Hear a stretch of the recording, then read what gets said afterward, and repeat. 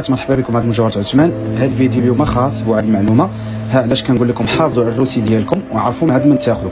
وهاد السيده خدات هاد الدبليج هذا تقريبا دابا مده شي عامين، جات دابا بغات تبيعو لقات تقريبا نص فيه نقره.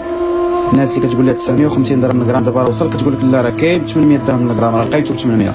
عسل على 800 درهم اجي تشوفي اش غيخرج العجب منه. وفي غالب الامر هي وضرات التوصيل ديالو، رجعت عند المولاه شوف باش جاوبها، قال لها انا ما عنديش فلوس دابا، ولا لقيت شي واحد ياخذ من عندك غير بيعيه، يعني ما غناخذوش من عندك، يعني عارفه شنو فيه. ملي جينا نعيرو شوف لقينا فيه.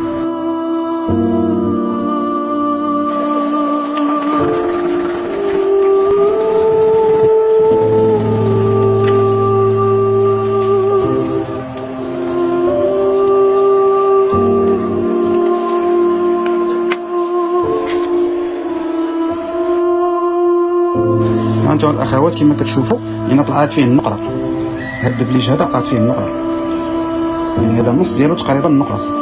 السيده بغات تبيعو، يعني عشا ليا عامين من المفروض تربح فيه ولا تضيع فيه، وحتى واحد ما بغى ياخذ من عندها، والتوصيل ضاع لها، يعني باش تاخذ حقها التوصيل ضاع.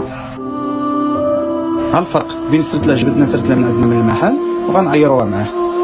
هانتوما كلشي قدام عينيكم باش تعرفوا الفرق. حتى هو راه حكيتو من الجناب، يقول لك شي واحد راه حكو من الجناب وهذاك حكو من الوسط، هو من الجناب. ها الفرق، كيفاش كيبقى ما كيتبدلش اللون ديالو. اما بالنسبه للنقره الاخوات نجرب لكم حتى النقره باش تعرفوا النقره. هذا خاتم مارياج ديال النقره، ها هو هذا معروفين ديال 925. هو غنعيرو من تحت، والله يهدي ما خلق وصافي. نشوف الفرق. السلام عليكم.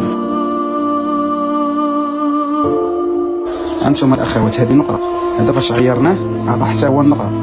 اما الذهب كيبقى في اللون ديالو وكيبان لك بحال واحد الحبيبات ديال الذهب كما كيبانوا كيتحركوا. شتي الفرق؟ يعني هاد السيده مسكينه ضاعت في الدبليج ديالها وما كاينش باش تاخذ حقها. يعني من المفروض عليك انت كمشتريه تحافظي على الروسي ديالك مدى الحياه حتى تبغي تبيعي ويكون عندك الروسي ديالك. والناس اللي كيخدموا هاد الشيء هذا الله يهديهم، الله يهديهم، الله يهديهم.